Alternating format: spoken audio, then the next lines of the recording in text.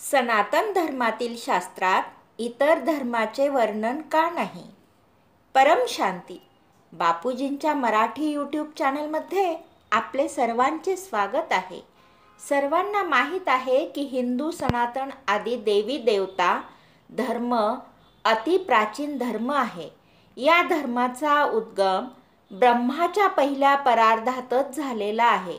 बेहदचे बापूजी त्यांच्या दिव्य दृष्टीने प्राप्त झालेले ज्ञान समस्त प्रदान करत आहेत.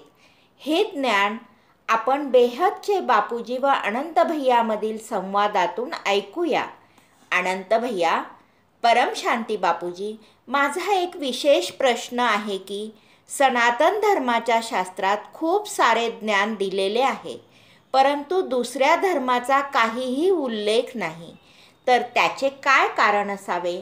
बापूजी, बघा, लोक म्हणतात ना, भविष्य पुराणात भविष्यात हे होणार आणि ते होणार असं लिहिलेलं आहे, परंतु वास्तविकपणे बाकीची जी 18 पुराणं आहेत, मग ते शिवपुराण असो, विष्णू पुराण असो, मार्कंडेय पुराण असो, ब्रह्मा पुराण असो की गणेश पुराण, देवी पुराण किंवा कोणतेही पुराण असो, त्यात उसके आजचे जे धर्म आलेले आहेत, जसे 1400 वर्षापूर्वी मुहम्मद आला होता, 2000 वर्षापूर्वी ईसाई आले, त्यांच्या आधी यहुदी आले, त्याआधी आजपासून पहिले 3900 वर्षापूर्वी इब्राहिम इस्लाम आले, तर हे सारे नंतर आले आणि आपले शास्त्र 5000 वर्षापूर्वी लिहिले गेलेले आहेत. ज्यांनी ते लिहिलेले आहेत ते सर्व काही 5000 वर्षापूर्वीचा इतिहास भूगोल आहे. पुराण म्हणजे इतिहास भूगोल घडून गेलेले आहे. मग तो ब्रह्मांडाच्या पहिल्या परार्धाचा असो की दुसऱ्या परार्धाचा असो, मग ते कोणत्याही सत्ययुग, त्रेता, द्वापार, कलियुगाचे असो, परंतु हे 5000 वर्षापूर्वीची कहाणी आहे. काही लोक म्हणतात की भविष्य पुराणात भविष्यात होणाऱ्या म्हणजे आजच्या गोष्टी आहेत, मग ते मुहम्मदबद्दल लिहिलेले आहे, परंतु हे सर्व गोष्टी कठीण आहे, कारण की भविष्य पुराण तंतोतंत सांगणे कठीण आहे.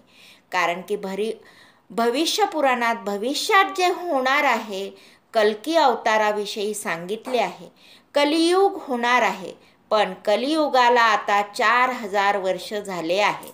तसेच शास्त्रानुसार कलियुगाचे अजून 4,28,000 वर्ष शिल्लक आहेत.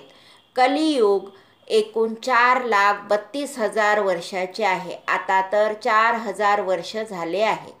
तर म्हणूनच शास्त्रात या सर्व धर्माविषयी काहीही लिहिलेले नाही, कारण की तो कोणताही धर्म असो, तो 5000 वर्षानंतरच आलेला आहे. शास्त्रात 5000 वर्षापूर्वीचा इतिहास भूगोल लिहिलेला आहे. कृष्णाची जी भगवद्गीता आहे तो ज्ञानमार्ग आहे, ते ज्ञान आहे. भगवद्गीतेत सुद्धा आत्म्याचे, परमात्म्याचे, कर्मयोगाचे, 18 प्रकारच्या योगाचे हे सर्व ज्ञान आहे. सद्यस्थितीत आज जे अनेक धर्म, मठ, पंथ, संप्रदाय धर्तीवर आलेले आहेत, याविषयी भविष्य पुराणात कोणतीही कहाणी लिहिलेली नाही.